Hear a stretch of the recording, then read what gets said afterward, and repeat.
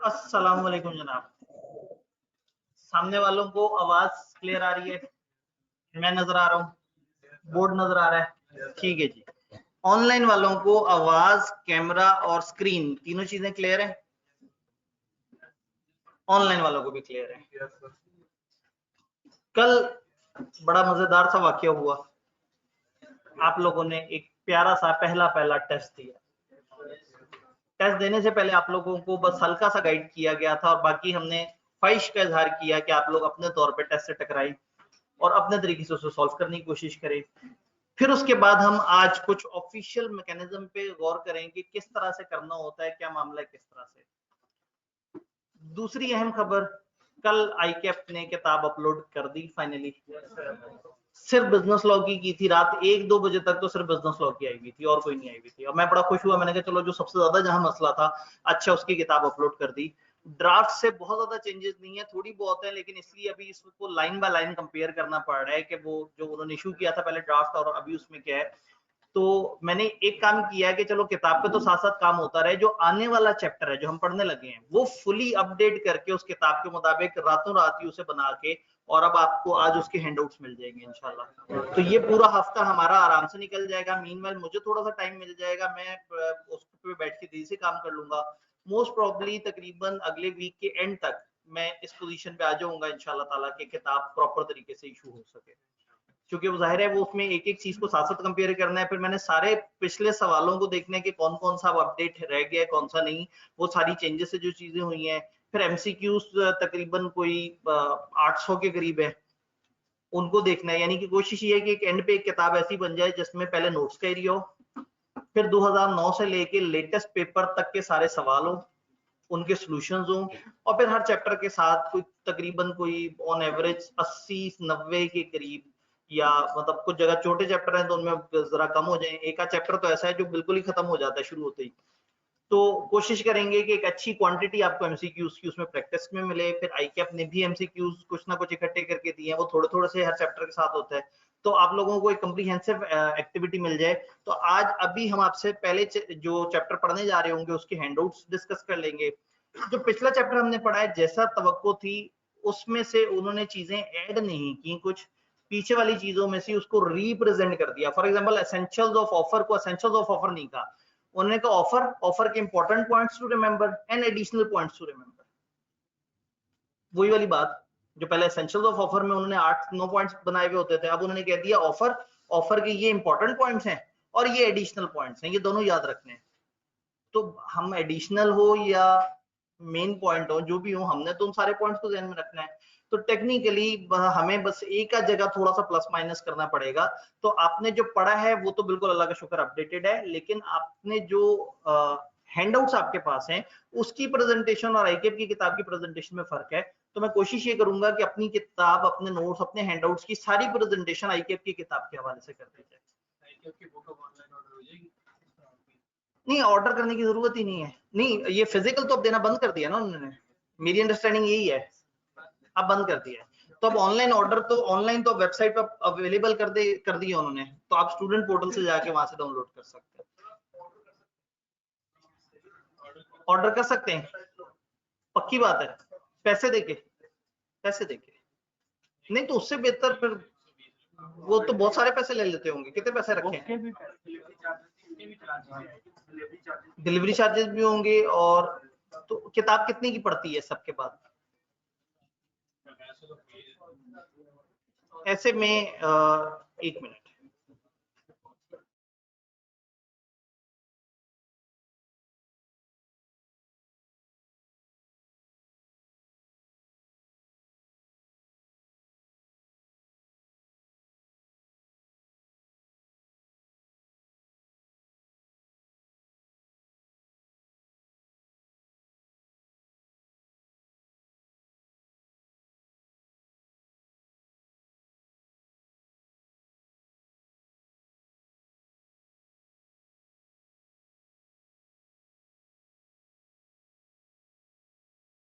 जी हमारा कैमरा और mic disconnect हो गया था। क्या इस वक्त आवाज और कैमरा दोनों चीजें क्लियर है? यस दोनों चीज। अब हम बहुत जालिम है क्लिप बनाने के मामले में, और हमने जो बात की थी वो बहैसियत टीचर अच्छी थी, लेकिन बहैसियत चार्टर्ड अकाउंटेंट गलत थी। इदारे के वसीतर मफाद के अगेंस्ट जा सकती थी। जी तो मैंने किताब से रिलेटेड आपको बात कर दी। आप लोगों को तो परेशान होने की जरूरत ही नहीं है। आपने सीख जो पढ़ना है उसके हैंडआउट आपके पास होंगे। आपने कौन सा वो करना है कि नहीं सर जब तक मैं पूरी किताब को नहीं देख लेता ना तब तक जो है ना बस दिल ही नहीं करता पढ़ने का। हैंडआउट तैयार कर लें पास हो जाएंगे? नहीं, आपको भी मेहनत करनी पड़ेगी। मतलब सिर्फ हैंडआउट से थोड़ी पास हो गए, ये एक पूरा मसाला होता है। लेक्चर समझा, हैंडआउट से उसको रिटेन किया, टेस्ट दिए, थोड़ी सी राइटिंग प्रैक्टिस की, तो फिर मतलब ये handouts is a part of, यहाँ हम सारा सिलेबस कवर करेंगे। मैं अपनी ही किताब जो कि आईकेएप की किताब की समरी बनाई हुई होगी उसकी सारी स्लाइडें उठा के यहाँ डाल दिया करूंगा। तो इस क्लास के एंड तक हमने पूरी की पूरी किताब स्लाइड में पढ़ ली होगी। हाँ कुछ जगह ऐसा हो सकता है कि किताब में 5 लाइनें लिखी हैं और मैंने एक डायग्राम बनाई हुई है, तो थोड़ा बहुत प्रेजेंटेशन का फर्क हो सकता है। अदरवाइज ये है कि हम तकरीबन सारा सिलेबस यहाँ पे पढ़ रहे होंगे। तो अगर आप साथ साथ समझते रहे हैं और प्रैक्टिस करते रहे हैं, वही बात है खाली हैंडआउट्स को रट्टा मार लेने से अगर हम कहेंगे हम पास हो जाएंगे, ऐसा नहीं है। यहाँ हमें लॉजिकल प्रैक्टिस करनी होगी, और वो जो टेस्ट है वो बड़े जरूरी है। उससे आपका हाथ खोलेगा कि कैसे लिखना है, क्या करना है। तो इसलिए ये पूरा मसाला है इसमें। मतलब सिर्फ क्लासें काफी नहीं है, हैंडआउट भी जरूरी है। सिर्फ हैंडआउट्स काफी नहीं है, क्लासें भी जरूरी हैं। सिर्फ दोनों चीजें जरूरी नहीं है, रिटन प्रैक्टिस भी जरूरी है, क्योंकि पेपर में आपने लिख के बताना है, रट्टा नहीं बताना। तो इसलिए अगेन अगर आप क्लास के प्रोसेस को फॉलो करते रहे ना, इस क्लास के दौरान हर हफ्ते अगर टेस्ट होना है तो सोचें आगे तक कितने टेस्ट होने हैं। आपके तकरीबन 17-18 टेस्ट हो जाने हैं। एक मिड टर्म हो जाना है 100 नंबर का 3 घंटे का, एक मॉक हो जाना है 3 घंटे का 100 नंबर का। उसके अलावा छोटी मोटी एक्टिविटीज और कुछ और फिर किताब के अंदर आपको 800 एमसीक्यूज प्रैक्टिस के लिए मिल रहे होंगे। पास पेपर्स के 2009 से लेके अब तक के सारे सवाल उनके जवाब मिल रहे होंगे। इतना कुछ है, अब इससे ज्यादा मजीद परेशान होने की जरूरत नहीं है। हाँ कुछ लोग कहते हैं कि हम बहुत शदीद जज्बाती हैं, हमने मजीद प्रैक्टिस करनी है सिनेरियो की। तो जो बहुत शदीद जज्बाती हैं उनको मैं एक आध बुक रिकमेंड करता हूँ, लेकिन मैंने एक जगह पहले रिकमेंड किया तो बच्चों ने समझा कि सर ने वाजिब करार दे दिया। ऐसा नहीं है। जो बहुत ही तूफानी बच्चा है जो कहता है कि नहीं मैं तो किताब को 5 दफा रट चुका हूँ, 6 दफा लेक्चर्स की वीडियो सारी सुन चुका हूँ, सिनेरियोस के 100 दफा प्रैक्टिस कर चुका हूँ, अब मुझे मजीद माल चाहिए। तो एमसी कुचल एक इंडियन ऑथर की बुक है, उसका पायरेटेड एडिशन बड़े आराम से मिल जाता है। तो एमसी कुचल की बुक, उसमें 500 के करीब केस स्टडीज हैं प्रैक्टिस के लिए। मतलब ये उनके लिए जो बहुत ही मतलब तूफानी अज़ाइम रखते हैं। अभी तो मुझे समझ नहीं आ रहा कि जितना डाटा उन्होंने कम कर दिया उसके साथ सिनेरियोस कैसे बनाएंगे। बहुत झटका करा दिया। और मुझे जो डर था कि वो शायद इसको रिवर्स करें, वो उन्होंने नहीं किया। अय्याशी लग गई है, ये पेपर पढ़ना आसान हो गया है। आईकेएम में अटेम्प्ट करना वो एक अलग कहानी है। जब उन्हें पता है कि बच्चे थोड़े से को अच्छी तरह से रट्टा मारेगा आए हुए, तो फिर वो भी थोड़ा सा जुल्म की कोशिश करेंगे। तो हमने तैयार होकर अच्छी तरह से जाना। ठीक हो गया। अब आते हैं अपने टेस्ट की तरफ। आप लोगों ने नहीं, उन्होंने कहा सर बोर्ड पे नाम लिख दें बुक का। नहीं, मैं इसलिए नहीं लिख रहा कि लोगों ने बाद में ये नाम जब देखना है ना तब परेशान होना है। एमसी कुचल, क्योंकि आपने लिख के नहीं बताना, आपने बोल के बताना है। कुचल जैसे खज्जल होता है ना, उसमें खे को गायब करके, नहीं कुछ और हो जाए, खज्जल से तो नहीं बात बनेगी, खोचल से बन जाएगी। हाँ खोचल का खो गायब करके खुच्चल के 6 काफ 6, पता नहीं मतलब ये एक मुश्किल सा हो गया। तो ये एमसी कुचल ठीक है जी। वो कह रहे हैं सर लिंक दे दे। ये कौन सा लिंक है? किताब बुक का चेक करें। आवाम ने भी से कहना शुरू कर दिया सर लिंक दे दें किताब का। मैं इसीलिए नाम नहीं बताता। अगेन मैं दोबारा जुमला रिपीट कर दूं, वो जो जिंदगी से तंग हो, जो बहुत ज्यादा आवाजार हो, जो कहे कि सर ने तो पता नहीं किताब में सिर्फ थोड़ी सी ही प्रैक्टिस दी है, 500 छाड़। अपनी किताब के अंदर भी जब किताब आएगी ना तो इसमें भी आप ये देखिए ना, हर अटेम्प्ट में ऑन एवरेज जो एमलॉ का पोर्शन होता था उससे ऑन एवरेज 11, 12, 13 पार्ट्स हुआ करते थे। 2009 से लेकर 2021 तक अगर हम अटेम्प्ट काउंट करें तो 10 साल तो दरमियान में गुजरते हैं 20 अटेम्प्ट वाले, और फिर 9 की एक और आगे से ये 21 की 2, तो अगर आपके पास 23-24 अटेम्प्ट्स के अंदर 12-12 सवाल ऑन एवरेज हैं, तो मेरे ख्याल में अगर देखा जाए तो इंसानियत के दायरे में ये बड़ा मुनासिब डाटा है। ठीक है, तो इतना तैयार कर लें अच्छी तरह से तो भी काफी हो जाता है। प्लस हम यहाँ पे भी प्रैक्टिस कर रहे हैं, और इन सब सवालों के साथ साथ आपको हर टेस्ट में ऑन एवरेज 3-4 सवाल मिलेंगे, और आपके कुछ तकरीबन 13-14 या 14-15 होंगे छोटे वाले टेस्ट 25-30 नंबर वाले, 2 होंगे 3-3 घंटे वाले 100-100 मार्क्स के। तो इन सब के टोटल सवालों को मिलाएं तो आपको टेस्टों के अंदर ही 100 सवालों की प्रैक्टिस मिल जानी है, वो 100 जो अनसीन सवाल है। कभी कभी पास पेपर का कोई ऐसा सवाल जो हमें लगता है कि हाँ भाई ये अच्छा बड़ा मजे का सवाल है, जिसकी थोड़ी प्रैक्टिस होनी चाहिए, उसको ऐड कर देंगे। तो क्लासें लेते रहें और क्लास के साथ साथ चलते रहें तो ये हमेशा इनफ प्रैक्टिस होती है। वो स्टूडेंट जो हमेशा एक्स्ट्रा मटेरियल की तलाश में रहते हैं, वो इकट्ठा करके पहाड़ जरूर बनाते रहते हैं घर में, और आखिरी महीने दोस्तों से कहते हैं यार तूने कैसे किया था, उन्होंने कहा मैं तुम्हारी तरह पागल नहीं था, मैं सर की बात सुनता था। तो इसलिए जो टीचर आपको जिस तरह से भी हैंड आउट दे, जो स्टडी मटेरियल दे, कोशिश करें उसको फॉलो करें। अकाउंटिंग में भी टीचर करा रहा होता है, साथ साथ हैंड आउट देते हैं, वो क्या आप कहते हैं नहीं सर वो फलाना कॉलेज की फलाना किताब ले लें, सर फलाना कॉलेज की फलाना किताब ले लें, सर फलाना किताब भी ले लें। भाई जो टीचर आपको जिस पैटर्न पे लेके चल रहा है उसके साथ देना बड़ा जरूरी है। तो इसलिए ये चीज आपको समझना काफी ज्यादा जरूरी है। मेरे ख्याल में मैंने काफी सारी तकरीर कर ली, अब कार्रवाई की तरफ आते हैं। लॉ में 3 तरह के सवाल कॉमनली आते हैं। कल का टेस्ट दिखाएं जरा।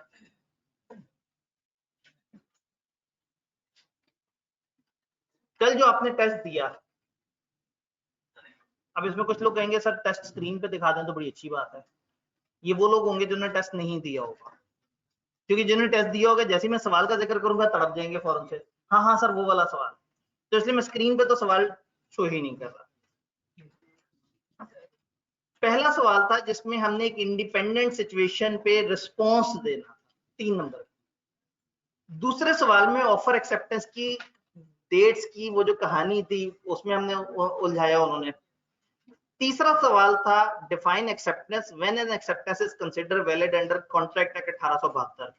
मैं अगर स्टूडेंट होता तो मैं सबसे पहले यही सवाल करता।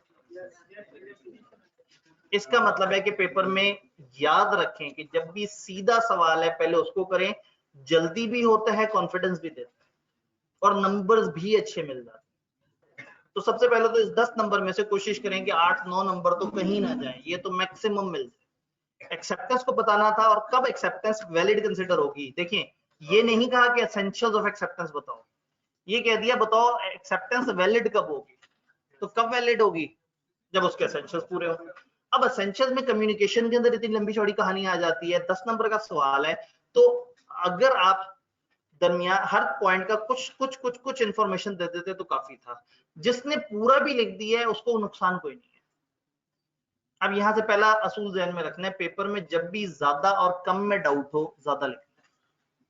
कुछ को डाउट हुआ कि यार 10 नंबर के लिए थोड़ा लिखूं या पूरा एक्सेप्ट वो कम्युनिकेशन वाली बात लिख दूं, कुछ को डाउट ही नहीं हुआ, उन्होंने कहा 10 नंबर है ठीक है थोड़ा ही लिख देते हैं, कोई मसला नहीं। जिसको डाउट हुआ है कि कम लिखूं या ज्यादा लिखूं, मैं स्ट्रांगली रिकमेंड कर रहा हूं कि आपने हमेशा ज्यादा लिखना है, क्योंकि इस डाउट के तहत आप पेपर अच्छा परफॉर्म नहीं कर सकेंगे। जब आपके दिमाग में डाउट आ गया ना कि पता नहीं ज्यादा लिखना था या नहीं, आप अगले सवालों में भी होंगे ना बार बार सोच रहे होंगे यार कम लिख के आए हूँ, पता नहीं ज्यादा तो नहीं मांगा था वहां।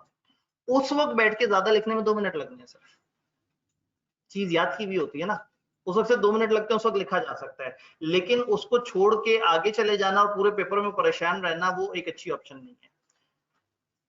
बिजनेस लॉ या आगे चल के कंपनी लॉ, इन दोनों पेपर्स में time management is never an issue.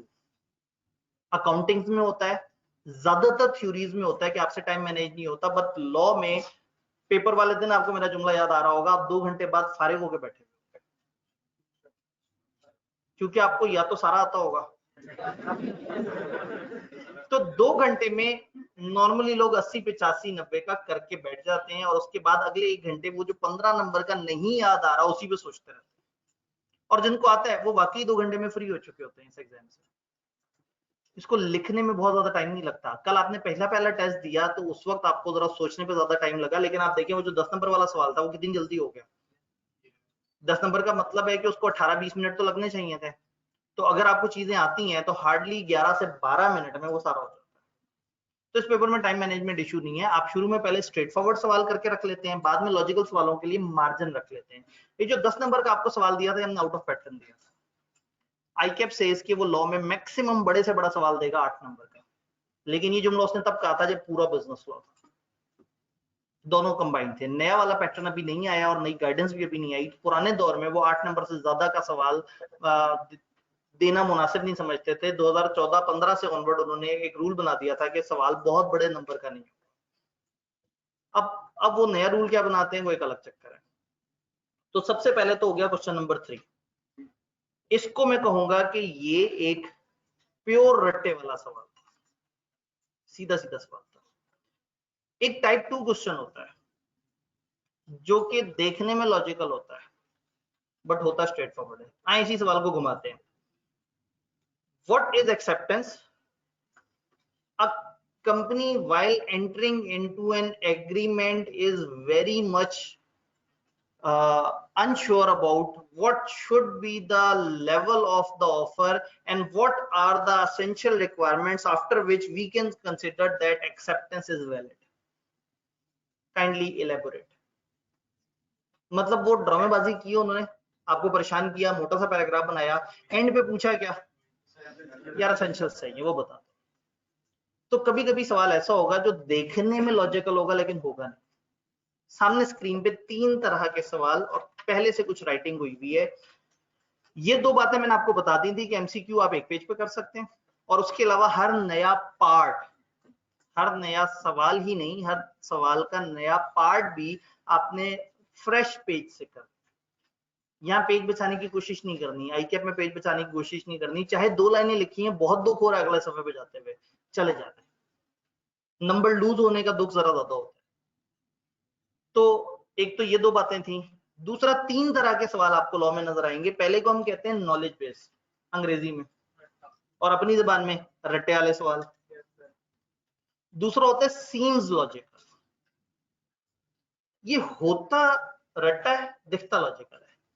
जैसे भी मैंने आपको कहा कि ये एक लाइन के बजाय मोटा सा पैराग्राफ डाल के यही बात पूछी जाती तो आप उस पैराग्राफ को देख के एकदम परेशान हो जाते कि पता नहीं क्या बात चल रही है।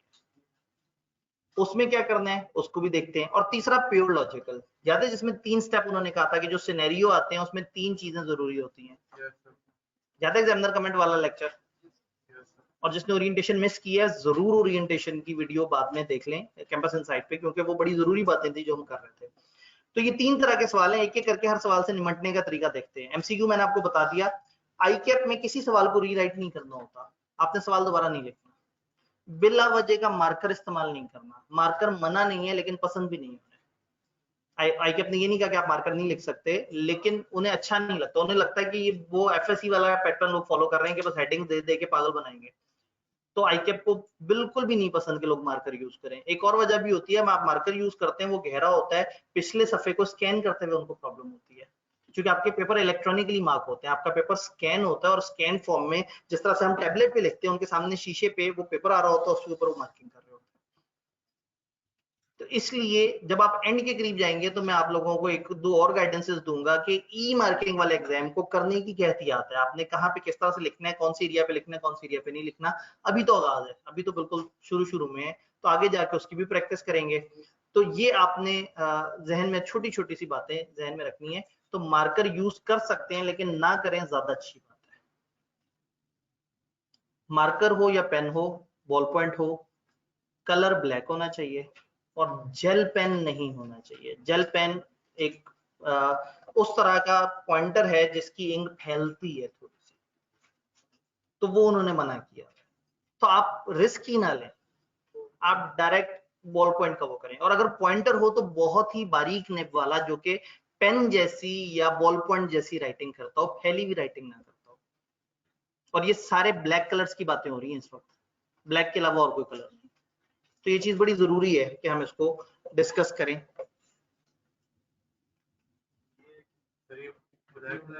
सर पेपर में लिखने के लिए यूज करें। नहीं, मैं समझ नहीं पा रहा।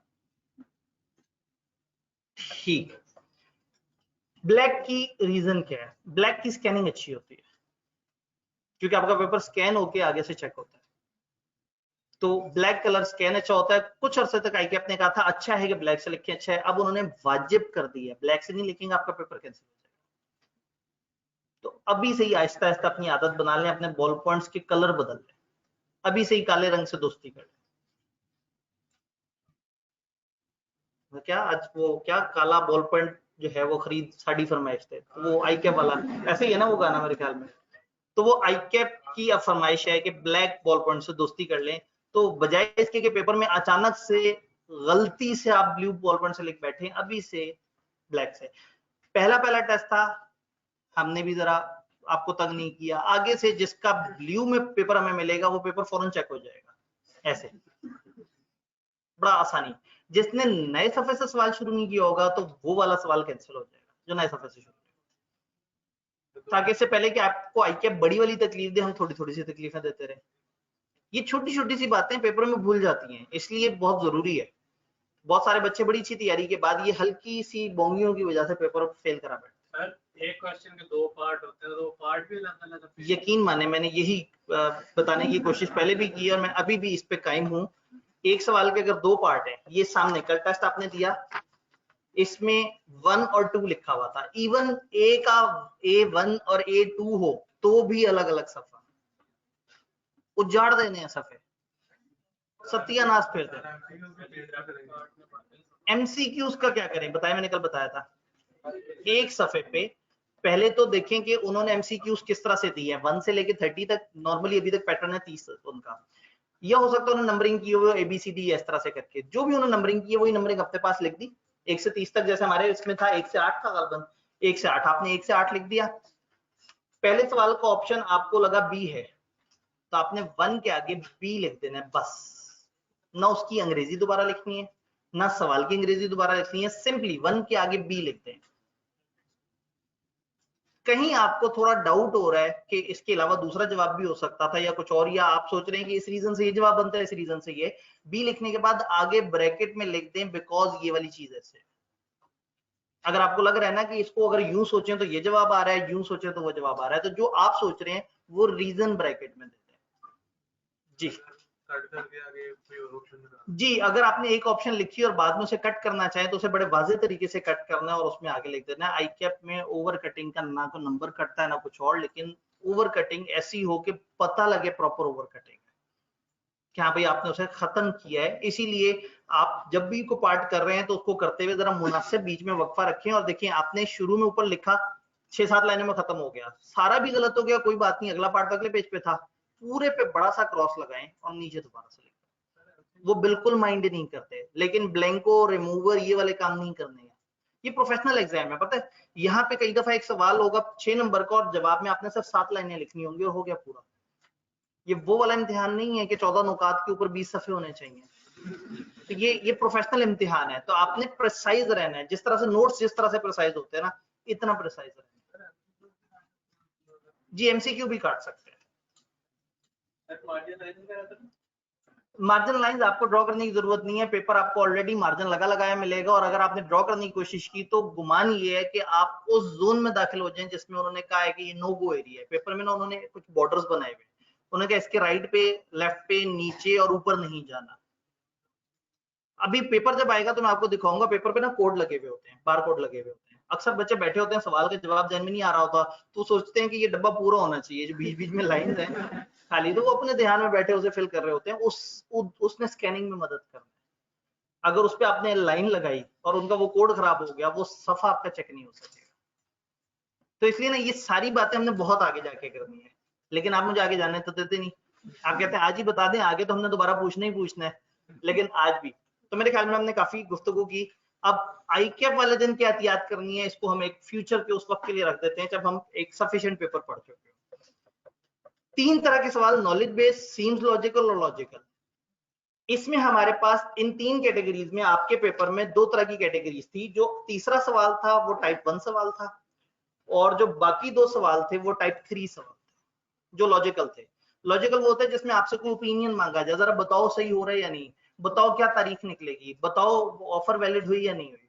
नॉलेज बेस क्या है, list down this, explain this, define this. और सीम्स लॉजिकल पैरा बनाएंगे, माहौल क्रिएट करेंगे, एंड पर रट्टा पूछ लेंगे। अब इनको एक एक करके हमने हल कैसे करना है। Step 1, straight forward question. For example उन्होंने कह दिया define company, list down condition, recipe. अब अगेन ये चीजें आपसे इतना रिलेट नहीं करती। फॉर एग्जांपल वो कहते हैं डिफाइन ऑफर, तो बस कुछ नहीं करना, ऑफर को कॉपी पेस्ट कर देना बस। इससे ज्यादा आपने इस पे परेशान नहीं होना। ये वो सवाल हैं जिसमें आपकी रिटेंशन रिक्वायर्ड होती है। आपने सिर्फ आंसर को लिख देना है, सवाल भी रिपीट करने की जरूरत नहीं है। आपने अभी तक जितना पढ़ा है उसमें से अगर मैं एग्जांपल देना चाहूं, list down the essentials of acceptance, list down the circumstances due to which an offer can be lapsed. कोई भी ऐसा जिसमें स्ट्रेट फॉरवर्ड सवाल पूछा, जैसा सवाल उन्हें मत्थे पे देके पूछा आपने वैसे ही जवाब मत्थे पे देके मारना। कोई सियाको सबाक नहीं, कोई माहौल नहीं बनाना, जो पूछा है आपने एज इट इज लिख देना है। कोई शुरू में वो नहीं कि with the requirement and with the exception of फलाना I am writing this with so much obliged way, कि ये कुछ नहीं। सीधा सीधा सवाल, सीधा सीधा जवाब। उनके पास कम टाइम है, आपके पास भी कम टाइम है। ये है स्ट्रेट फॉरवर्ड सवाल का सलूक। समझ आया। फिर दूसरा सवाल होता है सीम्स लॉजिकल। कंप्लेक्स सिचुएशन है, रिक्वायरमेंट स्ट्रेट। उन्होंने इतनी मेहनत की है, तो मैं कहता हूं कि थोड़ा सा एहतराम जरूर करो। चाहिए इधर भी रट्टा, लेकिन एहतराम के साथ। यहाँ सियाको सबाक देना है। पता नहीं वर्ड सियाको सबाक आपको कितना क्लियर है। फॉर एग्जाम्पल, सबसे पहले उस क्वेश्चन में से एक रेफरेंस उठा के देना है। मैं अभी आपको एक सवाल पढ़ के बताया था। फॉर एग्जाम्पल, ये एक्सेप्टेंस के एसेंशियल्स के बजाय वो ये पूछते, there is a company glamour limited, the companies chief executive is very much worried because they have to do so many contracts and they are very much unclear about the essentials of acceptance. You are required to list down the essentials of valid acceptance for the per user of that company. अक्सर ऐसे word भी होंगे जो आपकी अंग्रेजी से भी बाहर हो जाएंगे। परेशान नहीं होना, आपने पूरे जुमले को समझ के कॉन्टेक्स्ट समझना है कि हाँ बात क्या हो।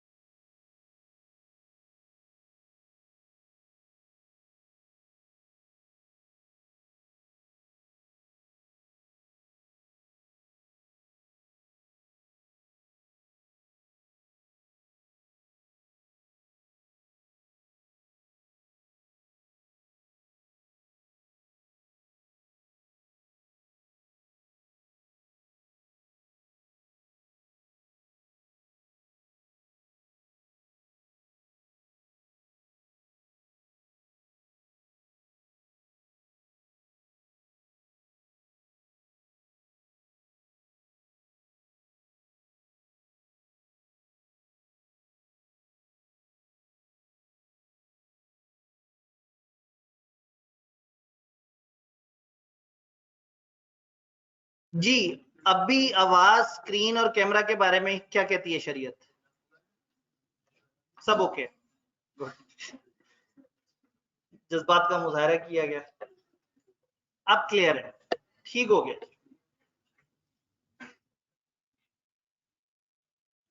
मामला नाजुक मराहिल में दाखिल हो चुका है। केस स्टडी सवाल, सिनेरियो सवाल। अब किताब कंफर्म होने से ही तो पता लग गया कि सिलेबस बहुत ही छोटा है, तो टाइम तो गुजारने है ना, कुछ तो ऐसा करना है जो जरूरी भी हो और टाइम टेकिंग भी हो। पता लगे बच्चे का आज तो पढ़ा ही नहीं, एंड पे हमें पढ़ने का भी मौका मिल जाएगा इंशाल्लाह।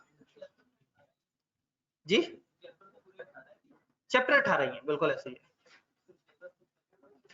सिलेबस कम कैसे हुआ?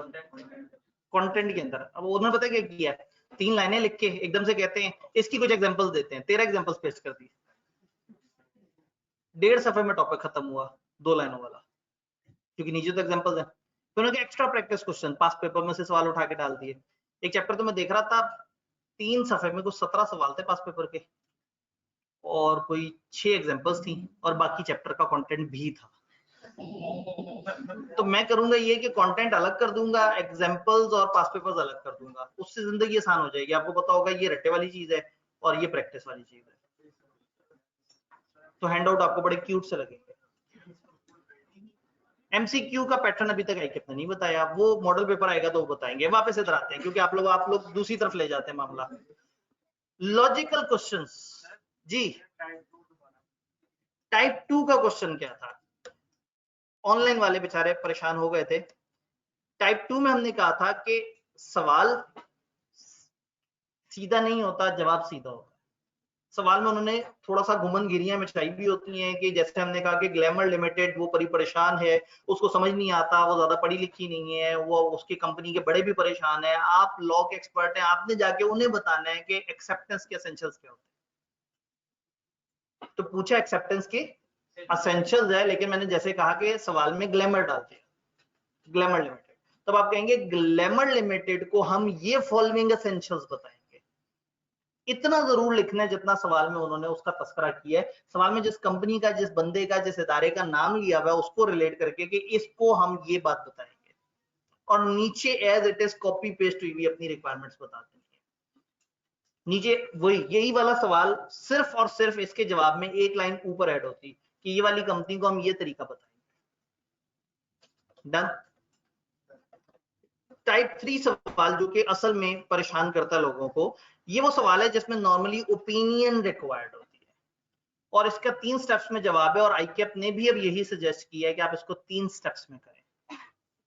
उस सवाल के अंदर फैक्ट्स के ऊपर बात करें, उस सवाल के लॉ पे बात करें, और उस सवाल का एक जवाब दें। यानी कि स्टेप 1 आप बताएं लॉ क्या कहता है, स्टेप 2 आप उस सिचुएशन के ऊपर बात करें, उसकी अंग्रेजी पे बात करें, और स्टेप 3 आप रिकमेंडेशंस दें।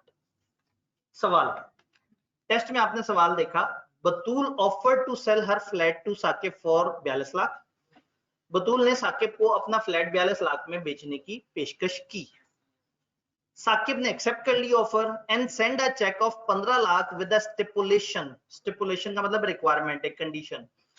और अगर ना समझ आए इस तरह का कोई वर्ड, पूरा जुमला पढ़ लिया करें, मामला समझ आ जाता है मोटा मोटा सा।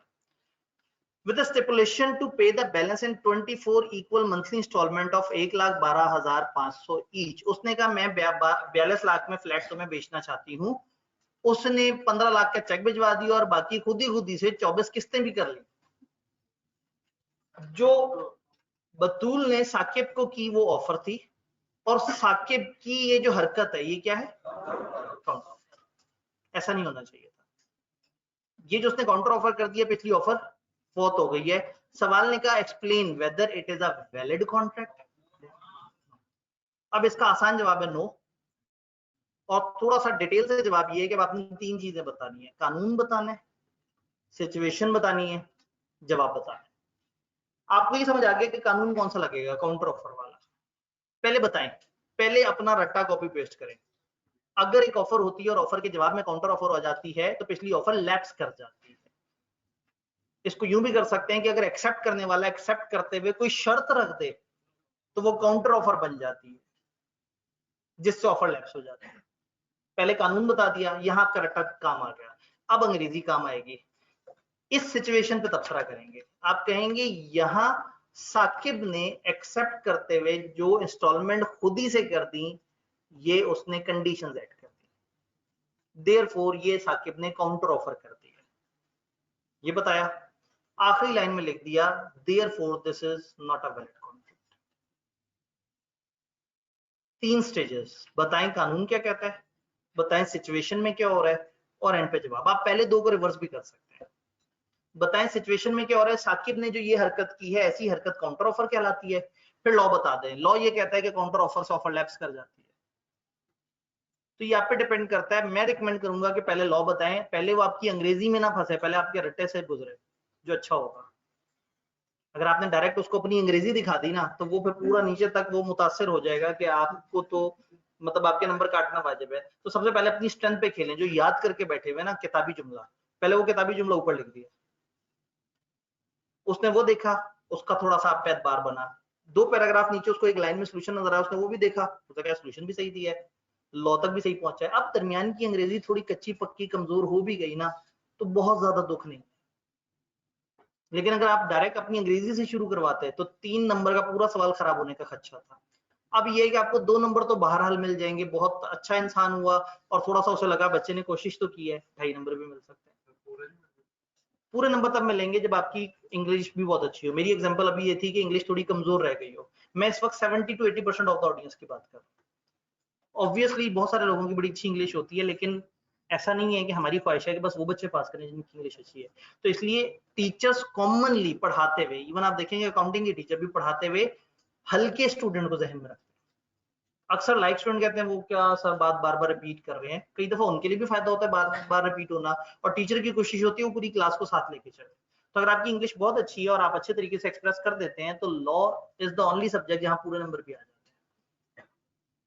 अकाउंटिंग में कहीं ना कहीं प्रेजेंटेशन कोई ना कोई वर्किंग का मामला बन जाता है, और अकाउंटिंग के सवाल इतने बड़े होते हैं कि एक आधा एडजस्टमेंट तो मिस हो ही जाती है। इधर छोटे छोटे सवाल, अब ये देखे ना, ये 3 नंबर का सवाल था, अब 3 नंबर में आपने लॉ भी बताया हो, सिचुएशन को एक्सप्लेन भी किया हो, जवाब भी दिया हो, तो अगर गैरतमंद एग्जामिनर है, बाज़मीर एग्जामिनर है, तो उसका दिल क्यों मानेगा कि बच्चे के नंबर काटे? कुछ भी ना करें, 3 पैराज बना दें। पहला पैरा दिया लॉ का, 1 लाइन छोड़ दी, अगले पैरा में दूसरी बात की, लाइन छोड़ दी, तीसरा। बहुत ज्यादा अगर आपको अच्छी प्रेजेंटेशन का शौक है, ठीक है, आप 3 हेडिंग दे दें। सबसे पहले कहते हैं लॉ, लॉ रेफरेंस, नीचे बात लिख दें। अगली हेडिंग देते हैं डिस्कशन ऑफ द सिचुएशन, कर सकते हैं लेकिन इसमें बिला वजह का टाइम वेस्ट होगा, और उनको नहीं चाहिए। यहाँ पे जिसने हेडिंग से लिखा और जिसने हेडिंग से नहीं लिखा, अगर दोनों ने सारी बात लिखी है तो दोनों को बराबर नंबर मिलते हैं जी। अगर स्टेप कुछ मिस कर दें इनमें से, तो क्या मार्क्स मिलेंगे या नहीं मिलेंगे, ये डिपेंड करता है स्टेप मिस कितने किए। आई के अपने एक दफा एग्जामिनर कमेंट में कहा था, अगर हमने एक सवाल कहा है कि बताओ ये काम हो सकता है या नहीं हो सकता, हमने सिचुएशन डिस्कस की है, और अगर बच्चा कह दे हाँ ये काम हो सकता है और जवाब भी यही हो कि ये काम हो सकता है, तो उस बच्चे को मिलेंगे 0 मार्क्स। जुमला बड़ा गहरा है। अगर हमने एक बच्चे से कहा कि बताओ सिचुएशन बता के ये काम हो सकता है या नहीं हो सकता, और उसका जवाब ये है कि हो सकता है, और बच्चे ने खाली यही लिख दिया है कि हो सकता है, तो उसको मिलेंगे 0 नंबर। वो उसको तुक्का कंसिडर करेंगे। 2 ही जवाब हो सकते हैं ना, हो सकता है, नहीं हो सकता। तो उन्होंने कहा ये हम इसको 0 मार्क्स एलोकेट करेंगे, क्योंकि उस बच्चे ने रैशनल नहीं दिया, रीजन नहीं दी, पीछे नहीं बताया कि पीछे कहानी क्या चल रही है। बात समझ आई कुछ कुछ? ठीक, इसकी थोड़ी सी एग्जांपल सी देख लेते हैं। अब आपके सिलेबस की एग्जांपल मैं लेके आता हूं, लें जी सवाल आपके सिलेबस का। Mister Sibbi wrote a letter to mister Koyta. Mister Sibbi ने मिस्टर कोयटा को खत लिखा and offered him in following words, I want to deliver you 4 kg mangoes if you are agreed to pay a price of rupees 80 per kg. As you know that by nature mango is a perishable item, therefore after waiting for your letter of acceptance for 3 days, I will supply mangoes even if your letter is not received. As the rate offered by me is quite low and surely beneficial for you, therefore I would surely assume that you have no problem in paying that amount. However, if you do want to reject my offer, do communicate within 3 days. बोलेगा जी मैं आपको आम बेचना चाहता हूँ 80 रुपए के। आम जरा ऐसी चीज है जो खराब हो सकता है, तो अगर आपको ऑफर नहीं पसंद तो बता दीजिएगा। वैसे तो जो रेट मैंने बताया ये तो मुझे कंफर्म पता है कि आपका जवाब नहीं भी आया, इसका मतलब आपकी तरफ से हाँ ही है, मैं आपको मैंगो डिलीवर कर दूंगा। शरा कहती है यहाँ पे कुछ गलत बात है।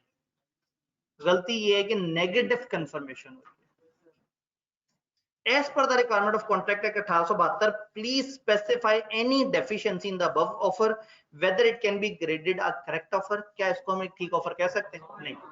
अब 4 नंबर पूरे भी करने। 3 स्टेप याद है। पहला step, contract act 1872 specified that the offer can not be made in negative confirmation mode. कानून बता दिया हमने, कहा ऑफर में नेगेटिव कंफर्मेशन नहीं। मजीद आपका दिल करे तो आप नेगेटिव कंफर्मेशन की एक लाइनर एक्सप्लेनेशन भी लिख दें, वो क्या चीज होती है ये आप पे डिपेंड करता है। ज्यादा लिखते हुए नहीं शर्माना, कम लिखते हुए जरूर घबराना। पहला स्टेप लॉ बता दिया। दूसरा step, in the given situation Mr. Sabbi has added a condition of negative confirmation that he would assume acceptance if Mr. Quetta does not reply within 3 days.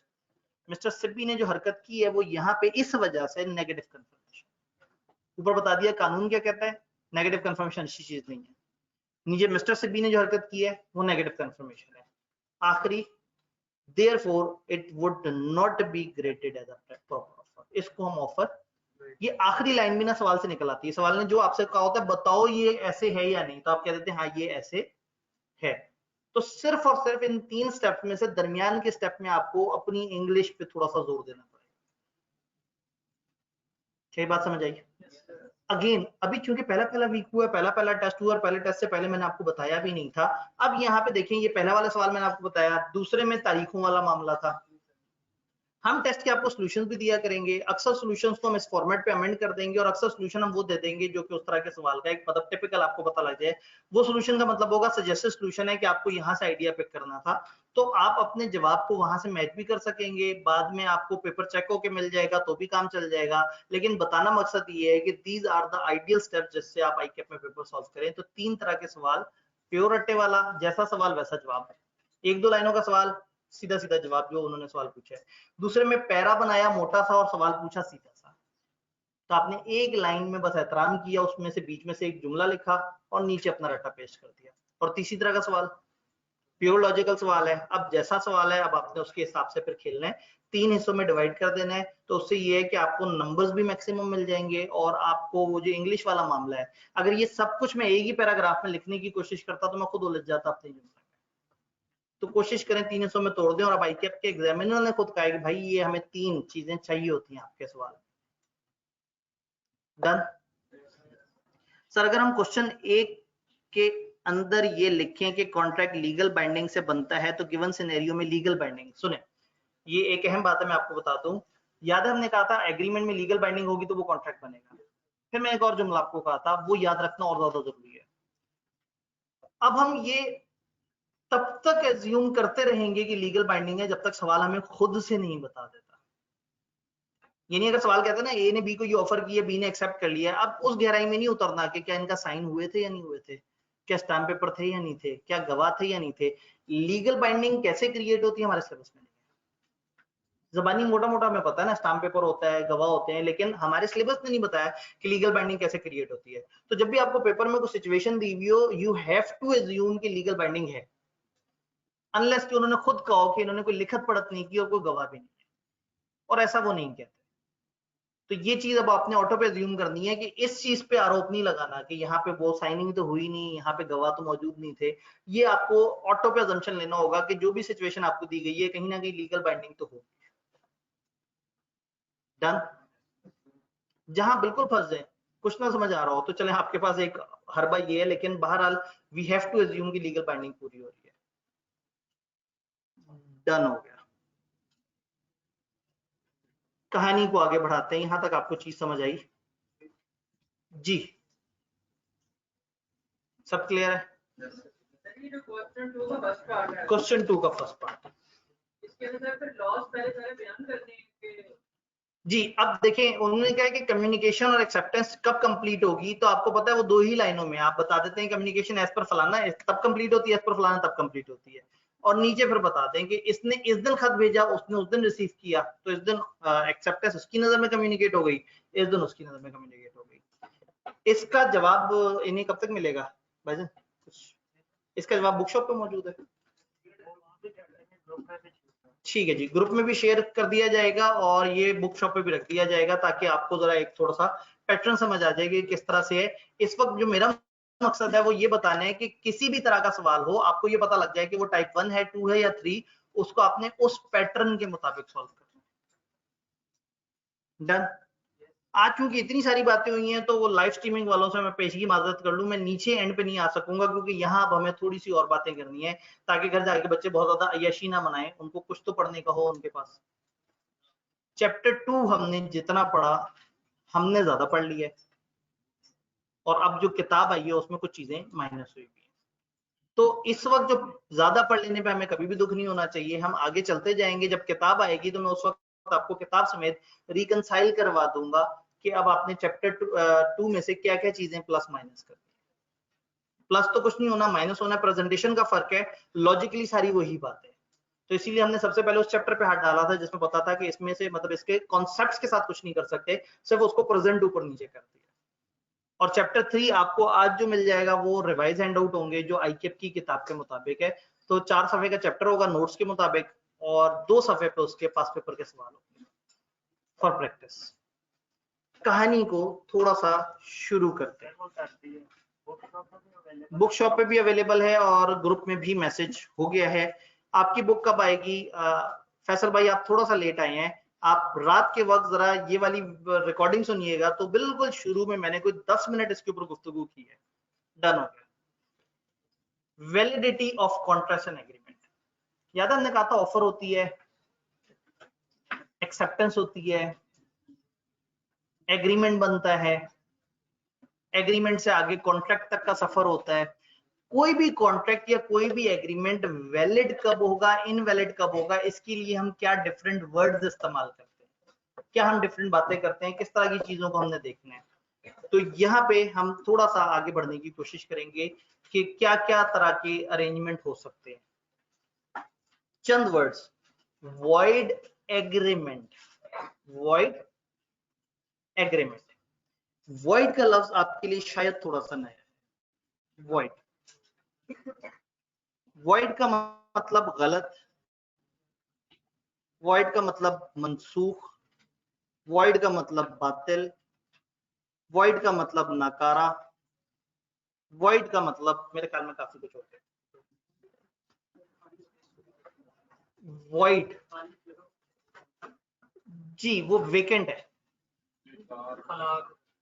ठीक है, वो अंग्रेजी जो मर्जी कहती है, हम लॉ की बात कर रहे हैं। वॉइड का मतलब गलत, सही नहीं, जिसमें गड़बड़ हो, जिसमें मसला हो, जिसमें कोई इश्यू हो। तो वॉइड के साथ एग्रीमेंट लिखा है, इसका क्या मतलब हुआ? गलत है। एक ऐसा एग्रीमेंट जो है ही गलत। भाई हमने कहा अगर ऑफर और एक्सेप्टेंस सही हो तो मामला सही है। तो ए अगर बी को ऑफर दे कि तुम अगर सी को कत्ल कर दो तो मैं तुम्हें 5 लाख दूंगा, कितना खूबसूरत सा एग्रीमेंट है। ऑफर के एसेंशियल भी पूरे हैं, सर्टेनिटी भी है, 2 बंदे भी मौजूद हैं, नेगेटिव कंफर्मेशन भी नहीं है, पैसों का जिक्र भी है, सर्विसेज का जिक्र भी है, लेकिन गलत है। बाय लॉ शुरू से ही गलत है, फ्रॉम द वेरी बिगिनिंग गलत है। इसको हम कहते हैं वॉइड एब इनिशियो, एक ऐसी चीज जो बचपन से ही गलत है, शुरू से ही, जो आगाज से ही गलत है। आगाज जे होता है, जाल होता है, जे कितना अरसा हो गया उर्दू लिखे हुए। आगाज नहीं, आगाज ऐसे ही लिखते थे। अच्छा मेरी राइटिंग है ना तो अजीब से ही लगेगा, ठीक है। जो आगाज से ही गलत है, शुरू से ही गलत था, ही गलत।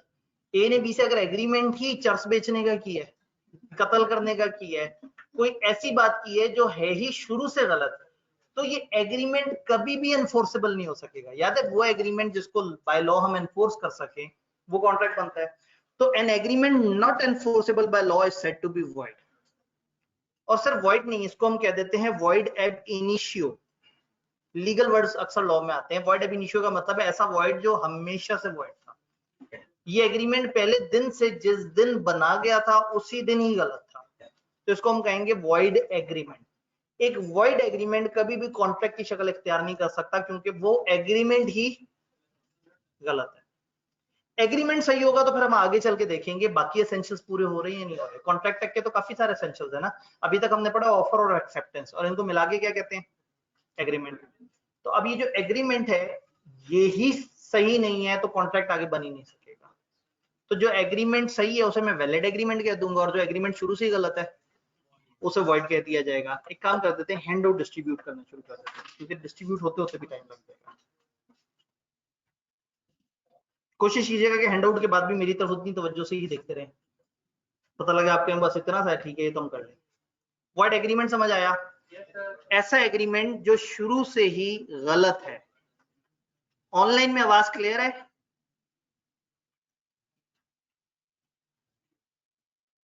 Done. Valid contract, valid contract ऐसा agreement which is enforceable by law is a contract. यानी अगर एग्रीमेंट सही है और लीगल बाइंडिंग ऐड हो गई तो वो क्या बन जाएगा, वैलिड कॉन्ट्रैक्ट। इसका मतलब है वैलिड कॉन्ट्रैक्ट तभी बनेगा जब पीछे जो एग्रीमेंट है वो वैलिड हो। अगर एग्रीमेंट ही वॉइड है तो मामला कॉन्ट्रैक्ट तक तो पहुंच ही नहीं सकेगा। तो इसका मतलब है एग्रीमेंट वॉइड हो सकता है, कॉन्ट्रैक्ट वॉइड नहीं हो सकता। अभी तक हमें ऐसा लग रहा है क्योंकि कॉन्ट्रैक्ट तो हमेशा वैलिड होगा। अगर एग्रीमेंट ठीक है तो कॉन्ट्रैक्ट क्रिएट होगा और वैलिड कॉन्ट्रैक्ट होगा। तो शायर यहां ये क्यों कहना चाह रहा है कि void contract.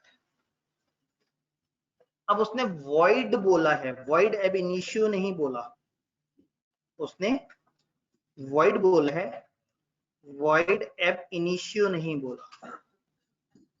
Void ab initio क्या था, शुरू से ही गलत। तो इसका मतलब है वॉइड का मतलब गलत होगा लेकिन शुरू से ही गलत नहीं होगा।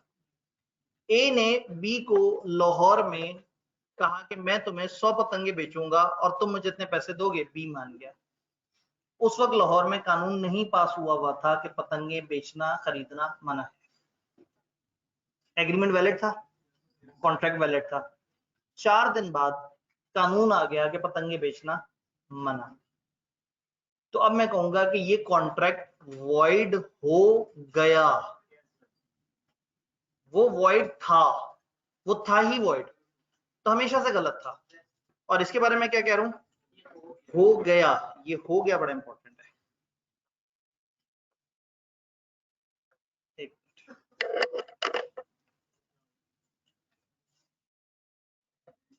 हो गया,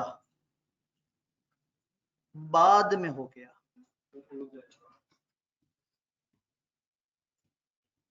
जो शुरू में ठीक हो और बाद में गलत हो जाए वो वॉइड है। शीशा ठीक है, जैसे शीशा, जैसे मतलब पतंग, जैसे लाहौर में शीशे की सेल वगैरह अचानक से मना होगी। A contract which ceases to be enforceable. Contract पहले एनफोर्सेबल था लेकिन अब रुक गया है, सीज रुक गया, पाबंदी लग गई है। Becomes void when it ceases to be enforceable. जब वो एनफोर्सेबल नहीं रहता तो वो वॉइड हो जाता है। ये नोट करना इंपॉर्टेंट है कि void contract was valid contract at the time of formation. बनते समय वो वैलिड कॉन्ट्रैक्ट था, लेकिन सब्सिक्वेंटली बाद में it ceases to be enforceable. किसी भी वजह से गैर कानूनी हो गया, गवर्नमेंट ने पाबंदी लगा दी, या जैसे आप में से अक्सर लोग कहते थे सर अगर बाद में बिजली गिर जाए, बाद में तबाह हो जाए वो चीज, एक तो ना ऑफर के वक्त ही तबाह हो गई, फिर तो एग्रीमेंट ही नहीं बनेगा। एग्रीमेंट बन गया, कॉन्ट्रैक्ट बन गया, जिस दिन डिलीवर होना था उस दिन तबाह हो गया तो वो भी वॉइड हो गया बेचारा, अब वो डिलीवरी नहीं हो सकता। तो वॉइड कॉन्ट्रैक्ट का मतलब है जो शुरू में ठीक था बाद में फॉर सम रीजन गलत हो। तो हमारे पास 3 कैटेगरीज आ गई, void agreement, valid contract. Valid contract के पीछे ऑटोमेटिकली वैलिड एग्रीमेंट तो है, पहले एग्रीमेंट होना है ना, फिर बाद में कॉन्ट्रैक्ट बनना है। एग्रीमेंट वैलिड हो तो कॉन्ट्रैक्ट भी वैलिड होगा, एग्रीमेंट इनवैलिड है तो कॉन्ट्रैक्ट बन ही नहीं सकता। तो अगर एग्रीमेंट वॉइड है तो कहानी वहीं पे फुल स्टॉप लग गई, आगे जा ही नहीं सकती। अगर एग्रीमेंट वैलिड है और बाकी कार्रवाइयां पूरी हैं तो कॉन्ट्रैक्ट बन गया। हो सकता है आगे जाके कुछ ऐसा हो जिसकी वजह से वो कॉन्ट्रैक्ट वॉइड हो जाए, तो ये जो कॉन्ट्रैक्ट वॉइड कॉन्ट्रैक्ट का मतलब है वो शुरू में ठीक था, बाद में गलत हो गया। आई होप कि ये बात मजेदार है।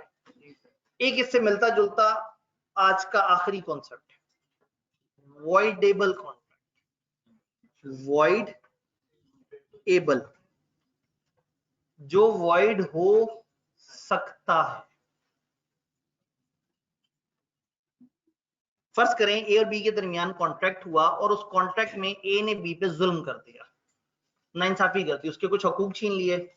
कॉन्ट्रैक्ट वैसे नहीं किया जैसे कॉन्ट्रैक्ट एग्जीक्यूट करने का हक था, और उसने बी के साथ नाइंसाफी कर दी, ए ने बी के साथ नाइंसाफी कर दी और उसको किसी वजह से तंग किया उस कॉन्ट्रैक्ट की परफॉर्मेंस में। तो लॉ ये कहता है कि अगर एक जालिम पार्टी हो और एक मजलूम पार्टी हो और जालिम ने मजलूम पे जुल्म किया, जुल्म की हम आगे अगले चैप्टर्स में डेफिनेशन देखेंगे कि यहाँ जुल्म से क्या मुराद है, एक बंदा दूसरे के जो राइट्स है वो कैसे कैसे मजरू कर सकता है। तो कभी कभी फर्ज करें एक बंदे ने दूसरे से कॉन्ट्रैक्ट किया, आगे जाके पता लगा कि उस बंदे ने कॉन्ट्रैक्ट करते वक्त धोखा दिया था, फ्रॉड किया था और इस शरीफ आदमी को नहीं पता था।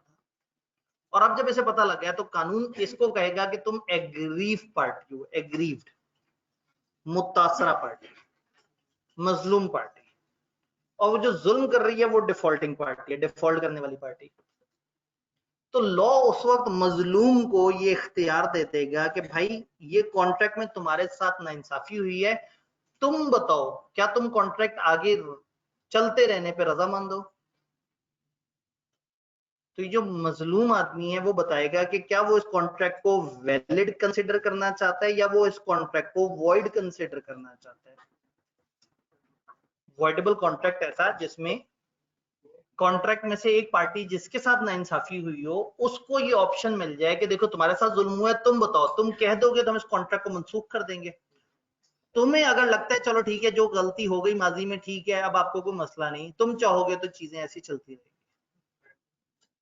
तो ये कहलाएगा वॉइड एबल। अंग्रेजी देखते हैं एक दफा, N agreement which is enforceable by law at the option of one और मोर ऑफ द पार्टीज। किसी एक दो पार्टीज जो कॉन्ट्रैक्ट में जो लोग हैं उनमें से किसी एक आध की मर्जी से वो एनफोर्सेबल हो, but not at the option of the other और अदर्स। यानी अगर एक ऐसा कॉन्ट्रैक्ट हो जिसमें पार्टीज में से कुछ के पास इख्तियार आ जाए कि तुम चाहो तो इसको एनफोर्स कर दो, तुम चाहो तो इसको खत्म कर दो। और ऐसा नॉर्मली कब होता है, contract is voidable at the option of aggrieve party. जी second line, thereto one और more of the parties thereto, मतलब ये पुराने जमाने की इंग्लिश है, लॉ इस तरह की इंग्लिश अक्सर लिखता है। तो इसका मतलब an agreement which enforceable by law at the option of one और more of the parties thereto, वहां पे जो पार्टीज हैं उनमें से एक या एक से ज्यादा, but not at the option of other और अदर्स, इसलिए कि तीन चार पार्टीज भी हो सकती हैं और एक दो पार्टीज भी हो सकती हैं। ऐसा कॉन्ट्रैक्ट जो एक आध पार्टी के ऑप्शन पे हो कि तुम बताओ इसे वैलिड कहें, तुम बताओ इसे वॉइड कहें। और ये कौन सी पार्टी होगी, मजलूम पार्टी। मजलूम पार्टी के लिए जो वर्ड्स लॉ इस्तेमाल करता है वो एग्रीव्ड, एग्रीव्ड कहते हैं मुतासिरों को, जो मुतासिर हुए हैं किसी चीज से। तो जो मुतासिर हुआ है वो दूसरा मुतासिर नहीं, वो जैसे होता है ना कि एक शख्सियत से मुतासिर हो गए, वो नहीं, वो जो जैसे सैलाब से मुतासरीन होते हैं, तो ये मुतासिर वो वाला मुतासिर। तो जो मजलूम हो जिसके साथ जुल्म हुआ है उसके ऑप्शन पे वॉइडेबल है, ना कि जालिम के ऑप्शन पे। तो जालिम को ऑप्शन नहीं है, जालिम ने जुल्म कर दिया, मजलूम से कहेंगे हाँ भाई तुम बताओ, अभी साबित हो गया कि उसने जुल्म किया, तुम कहते हो तो कॉन्ट्रैक्ट को भी खत्म कर देते हैं, तुम्हारी ऑप्शन है ऐसे वॉइड कह दो। अगर तुम कहते हो कि नहीं मुझे ज्यादा दुख नहीं है, चलता रहे, कोई बात नहीं, मैंने माफ कर दिया, तो ये वैलिड भी हो सकता है। यानी वॉइडेबल कॉन्ट्रैक्ट ऐसा कॉन्ट्रैक्ट है जो वैलिड भी हो सकता है और वॉइड भी हो सकता है at the option of agree. चार चीजें देखी, वॉइड एग्रीमेंट समझ आया, ऐसा एग्रीमेंट, ऑफर एक्सेप्टेंस शुरू से ही उस ऑफर की एक्सेप्टेंस में कुछ ना कुछ गड़बड़ थी, वो शुरू से ही गलत था। तो जब वो था ही गलत तो कॉन्ट्रैक्ट की तो बात ही नहीं पहुंची, वो वहीं पे फौत हो गया। उसके बाद हमने कहा वैलिड कॉन्ट्रैक्ट, वो था जिसके पीछे एग्रीमेंट वैलिड हो। अगर एक वैलिड एग्रीमेंट के तहत बाकी सारी कार्रवाई पूरी और कॉन्ट्रैक्ट शुरू हो जाए तो हम कहेंगे ये कॉन्ट्रैक्ट वैलिड कॉन्ट्रैक्ट। फिर थोड़ा सा आगे जाके अगर वो वैलिड चलता रहे तो बहुत खुशी की बात है, लेकिन थोड़ा सा आगे जाके कुछ ऐसा हो जाए कि वो कॉन्ट्रैक्ट रुक जाए तो वो वॉइड हो जाएगा। जो शुरू में ठीक था आगे चलकर वॉइड हुआ। और आखिरी चीज वॉइडेबल, कुछ कॉन्ट्रैक्ट के बीच में आगे जाके कुछ ऐसी चीज साबित हो जाती है जिसमें किसी एक आध पार्टी के साथ कुछ गलत हो गया होता है, तो लॉ वहां मजलूम को इख्तियार दे देता है कि तुम बताओ, तुम कह देते हो तो हम इसको वॉइडेबल, मतलब ये वॉइडेबल है, तुम कह दो तो इसे वैलिड कर दें, तुम कह दो तो इसे वॉइड कर दें। हैंडआउट्स आपके पास है, मैं जरा हैंडआउट्स का आपको स्ट्रक्चर बता दूं। हैंडआउट्स की कॉपी अगर नहीं मिले ठीक है जी, फिर वो टी रूम से ले लें, लेकिन जब यहाँ नहीं है तो टी रूम में कैसे हो? बाद में वो कॉपीज मंगवाई हैं, जिन तक नहीं पहुंचा, कितनों तक पहुंचा है, सॉरी हाँ मेजोरिटी तक पहुंचा है। एंड पे जो लोग बैठे वो एंड वालों के पास पहुंच गया, उधर वाला कैसे मिस हो गया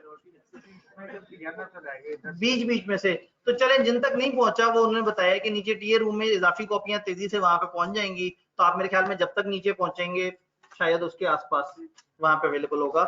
तो चैप्टर 3 है वैलिडिटी ऑफ कॉन्ट्रैक्ट। हैंडआउट में आपको दिखा दूं, आप देख रहे हैं कि पूरे सफे का हमने इस्तेमाल नहीं किया, इसलिए कि जो असल किताब है वो इस साइज की है, जो जितने जगह पे प्रिंट हुआ है, यानी वो एक किताब वाला साइज होता है ना जैसे प्रॉपर। तो मैंने कोशिश की है कि आप पहले दिन से उसके यूज टू रहें, ये मतलब ये वाली इस साइज की किताब, तो कोशिश की है कि आप पहले से यूज टू। अगर मैं पहले दिन फॉन्ट फैला देता, फिर किताब आती है आप कहते सर किताब में तो बड़ा बारीक लिखता है, तो पहले से आप इस लिखाई की आती हैं, तो ये किताब का एक स्टैंडर्ड पेज का साइज होगा। तो ये 4 सफ़ों के अंदर, वैसे तो मुझे 3.25 कहना चाहिए लेकिन चलें कोई बात नहीं, 4 सफ़े में ये पूरा चैप्टर अपनी तमाम हशर समानियों समेत खत्म हो जाता है। इसमें जो नहीं है वो एग्जाम्पल्स है, क्योंकि एग्जाम्पल्स हम साथ साथ में लेक्चर में एक चीज बता के 3 एग्जाम्पल तो मैं दे रहा होता हूँ। आईकेप की किताब भी ऐसे करती है, 2 लाइनें लिखती है, नीचे 2-3 एग्जाम्पल दे देती है। अगर आपको क्लास में दी गई एग्जाम्पल समझ आ रही है तो फिर आपको उस एग्जाम्पल की जरूरत नहीं है, आपने फिर उतना रिटेन करना होगा 2 सफ़े। उसके बाद क्या है, उस चैप्टर में पिछले 20-22 अटेम्प्ट में 2009 से लेके अभी तक जितने सवाल आए हुए हैं वो सवाल वहां पे पेस्ट है, ताकि जब चैप्टर खत्म हो तो आप देख सकें कि अच्छा किस तरह के सवाल आ रहे हैं और हमने उसको किस तरह से एड्रेस करना है। जब किताब आएगी तो इसका सोल्यूशन भी किताब के एंड पे दिया हुआ होगा, और इसके अलावा एक और चौथी चीज अटैच हुआ करेगी, एमसीक्यूज। हर चैप्टर के एंड पे एमसीक्यूज दिए हुए होंगे प्रैक्टिस के लिए। तो इस फॉर्मेट में इंशाल्लाह ताला किताब आएगी और बड़ी मुनासिब सी पतली दुबली सी किताब होगी इंशाल्लाह। उस किताब पे मैं काम कर रहा हूँ। इससे पहले कि आप लोग फिर से पूछे मैं बता दूं कि अब मैं अगले वीक के एंड तक कोशिश करूंगा कि सारी चीजों को अपडेट कर दूं। आप लोगों के हाथ में हमेशा अपडेटेड हैंडआउट्स होंगे। जब तक किताब नहीं आती आप लोगों को किताब से ही निकले हुए हैंडआउट्स मिल रहे होंगे। ये चैप्टर पूरा मैंने रिवाइज कर दिया है आईकेप की लेटेस्ट किताब के मुताबिक, और अगले भी चैप्टर के हैंडआउट्स आपको लेटेस्ट किताब के मुताबिक इंशाल्लाह ताला मिल जाएंगे।